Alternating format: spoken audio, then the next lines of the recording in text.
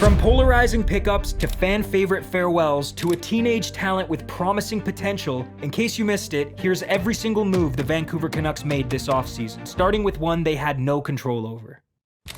Rick Tocchet has decided not to return as head coach of the Vancouver Canucks after winning the Jack Adams and leading the Canucks to the Pacific Division title during his first full season behind the bench in 2023-2024. This past year, a different story for Tocchet. The Canucks missed the playoffs. Just 2 weeks after their final game of the regular season, the Canucks sent out a press release announcing the departure of head coach Rick Tocchet.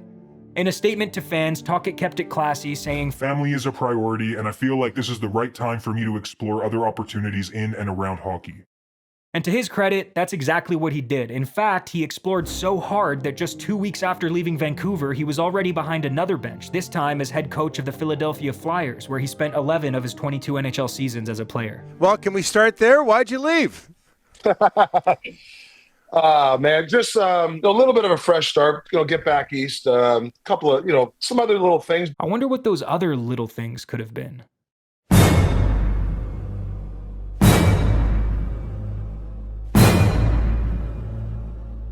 Either way, what mattered most to the Canucks now was finding a new head coach to help them get back to the playoffs, and that brings us to our next move. To play at the highest level, it takes discipline to reach your goals. That's why I put Subway in my training at least 3 times a week. 7 great tasting, low-fat subs to choose from. I never get tired of my routine. Wait, what? Adam Foote was in a Subway commercial and wasn't even asked to say something like, "Try the brand new Adam Foote footlong"? Oh, never mind, I get it. Anyway, instead of hiring an outsider, the Canucks' search for a new bench boss ended with the promotion of their assistant coach, Adam Foote, to a job he has no experience in at the NHL level. What Foote does have, though, is familiarity. He's been with the team through the highs and lows of the past 2 seasons and knows the roster inside and out. He's also a big reason why Canucks fans are no longer complaining about the team's defense. As a player, Foote was one of the toughest defenders in the league. He was a brick wall on the blue line for 2 decades and a key piece of Colorado's Stanley Cup wins in 1996 and 2001. So it's no coincidence he was able to reshape Vancouver's back end so quickly. But if you're still not convinced, listen to this. I think Adam Foote's, the best coach I've ever had. There's a lot of coaches out there that, scream and yell and they want to, bully their players, intimidate their players. And this is a guy that I would say coaches his defensemen, coaches his players like he'd want his kids coached. And then on top of that, with all the experience he has and I think Adam Foote's, the best coach I've ever had. Now, I should mention, not everyone was thrilled with Foote's hiring. A lot of people were hoping Manny Malhotra would get the job. Not just because he was a fan favorite back when he played for the Canucks, but because of the work he was doing with the farm team in Abbotsford. In fact, at the time of the hiring, Malhotra was in the middle of coaching the Abbey Canucks to their first ever Calder Cup victory. I actually covered their entire run here on the channel, so if you want the full story on how Abbotsford won it all, check these videos out. Oh, and Malhotra isn't going anywhere. They extended him for 2 more seasons. You know who else isn't going anywhere? Derek Forbort. He re-signed for 1 more year. Arshdeep Baines for 2 more years. Max Sasson for 1 more. Atu Ratu for 2. Thatcher the Puck Snatcher Demko for 3 more years, starting next season. Connor the Gargoyle Garland for 6 more years, also starting next season. And then, out of nowhere, Boeser's agent was negotiating with other teams when Canucks GM Patrick Allvin called with a better offer than the reported 5-year, $40 million deal the right winger rejected in February. I kind of lit up. Even after everything that's happened, I still kind of had that feeling in my stomach. And, I just listened to it and, it felt right when they started talking and trying to figure out a deal. I just started getting excited. And, I just knew it was meant to be. Brock the Brock Star Boeser re-signed for 7 more years. I repeat, Brock Boeser is still a member of the Vancouver Canucks. Everything, and I mean everything, was pointing toward Boeser signing elsewhere. So when I heard the news that he was sticking around, as I'm sure many of you did, I ran into the ocean and dapped up the first killer whale I could find. Sources say I may have even shed a tear, but that's yet to be confirmed. But it gets better. Big Bess didn't just stick around, he signed a team-friendly deal. He took less money to stay here. We got an elite right winger signing for most of the rest of his career, probably, for a really reasonable cap hit. This is a big victory for the Vancouver Canucks. And speaking of wanting to play in Vancouver, the Canucks sent a 4th-round pick to the Edmonton Oilers to bring the 33-year-old power forward who grew up in East Van back home. Evander Kane is now a member of the Vancouver Canucks. Yeah, I'm not gonna lie, this one came out of left field. Evander Kane, one of the NHL's most prominent shit disturbers, is now a Vancouver Canuck. He has a way of sliding under the skin of his opponents like a warm knife through butter, and then when he's done pissing them off, he'll go out and score a goal. Something he did plenty of as a member of the Edmonton Oilers, Vancouver's biggest division rival. So as you can imagine, Canucks fans accepting him with open arms wasn't going to happen overnight. On top of that, Kane's name comes with a lot of baggage. He's had a plethora of off-ice controversies over the years, and even though he seemed to turn a new leaf during his time in Edmonton, it still left some fans feeling pretty uncomfortable with this move.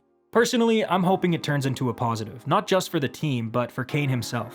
He now has the chance to play in the city he grew up in, give back to a community he was once part of, and hopefully continue growing in the right direction as a person. Because on the ice, the upside is obvious. Kane brings grit, scoring depth, and playoff experience to a team that could really use all three, all for just a 4th round pick. Speaking of draft picks, the Vancouver Canucks are proud to select from the Seattle Thunderbirds, Braeden Cootes. With the 15th pick in the first round of the 2025 NHL entry draft, the Canucks selected a kid named Braeden Cootes. And listen, this is going to be one of those picks we look back on thinking, how the hell did this guy not get picked higher? The 18-year-old Canadian center is mostly known for his elite hockey IQ, his near NHL-ready two-way game, his undeniable skating, his unshakable work ethic, his strong compete level, his leadership qualities, his durability, his tenacity, his intensity, his maturity.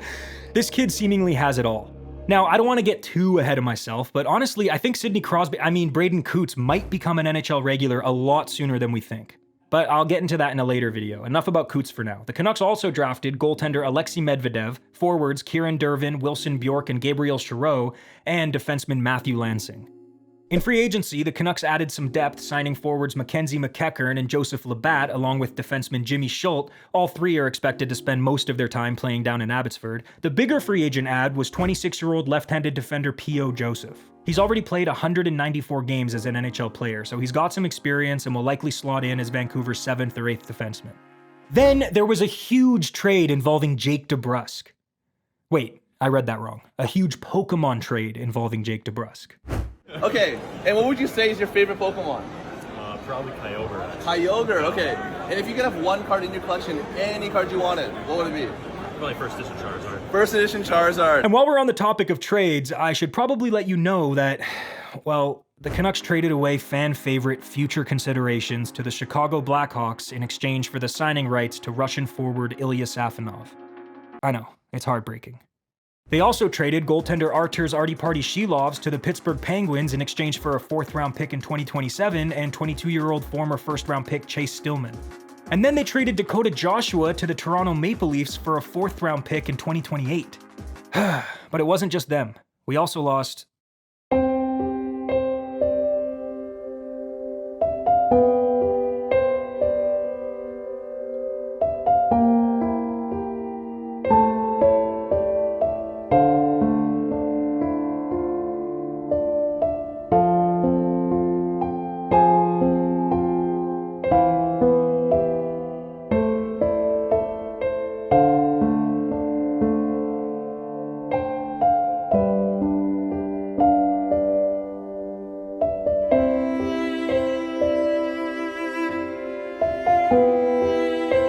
Anyway, that's basically the gist of it. I mean, there were a few other little things, like signing Tom Verlander to his entry-level contract, and re-signing Abbotsford legends Guillaume Brisebois, Jet Wu, and Nikita Tolopilo, and bringing Vitaly Kravtsov back from Russia on a one-last-shot one-year deal. Philip Hedl and Elias Pettersson got married. Not to each other, to their wives.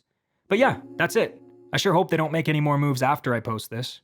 Anyway, send this video to a friend who needs to get caught up before the new season starts. Thanks for watching. I'll see you later. Bye.